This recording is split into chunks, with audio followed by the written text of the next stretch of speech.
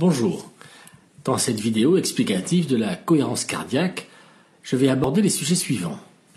Qu'est-ce que la cohérence cardiaque?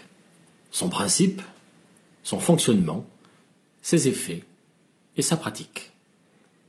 La cohérence cardiaque a été employée en premier lieu dans la prévention des maladies cardiovasculaires. Aujourd'hui, elle est utilisée dans la gestion des émotions, du stress et de l'anxiété.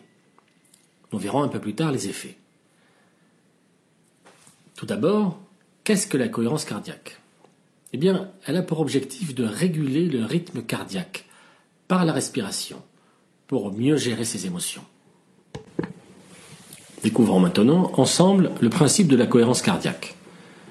Le cerveau influence le rythme cardiaque. Lorsque nous ressentons des émotions fortes, de la colère, du stress, de l'anxiété ou de la peur, le rythme cardiaque s'accélère. Le cœur bat la chamade. Nous avons même l'impression parfois que le cœur va sortir de notre poitrine tellement le stress est violent. Ce lien entre le cerveau et le cœur existe dans les deux sens. Le rythme cardiaque influence aussi le cerveau. Le seul fait de respirer profondément lors d'une émotion forte favorise la gestion de cette émotion. Vous avez certainement déjà dû ressentir le bienfait de cette respiration profonde. Je vais vous expliquer plus précisément le fonctionnement. Lorsqu'on inspire, le rythme cardiaque s'accélère. À l'inverse, lorsqu'on expire, le rythme cardiaque ralentit. L'étude d'un électrocardiogramme permet de constater que le rythme cardiaque est variable. L'écart entre deux battements varie en permanence. Il accélère et décélère. Une respiration régulière, lente, ample et fluide permet de réguler le rythme cardiaque. Le système nerveux autonome régule le rythme cardiaque. L'expiration stimule le système nerveux parasympathique, qui réduit alors le rythme cardiaque. Le corps se détend et se relâche. L'inspiration produit l'effet inverse et donc augmente le rythme cardiaque. Ces variations sont appelées l'arythmie respiratoire sinusale. Arythmie car le rythme n'est pas régulier, il accélère et ralentit. Sinusale, car c'est le nœud sinusal du cœur qui est stimulé ou inhibé. Respiratoire, car c'est la variation de la pression de la respiration au niveau abdominal qui stimule soit le système sympathique, il accélère, soit le système parasympathique, il le freine. Voyons maintenant les effets. La cohérence cardiaque favorise la bonne gestion des émotions. Elle permet de réduire le stress en régulant notamment le cortisol, qui est l'hormone du stress. Elle favorise la réflexion, la mémorisation, en augmentant les ondes alpha. Elle contribue à la baisse de la pression artérielle, du taux de sucre dans le sang, du taux de graisse. Elle régule la DHEA, c'est l'hormone de jouvence.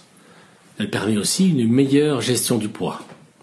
Bien sûr, la liste n'est pas exhaustive. La pratique.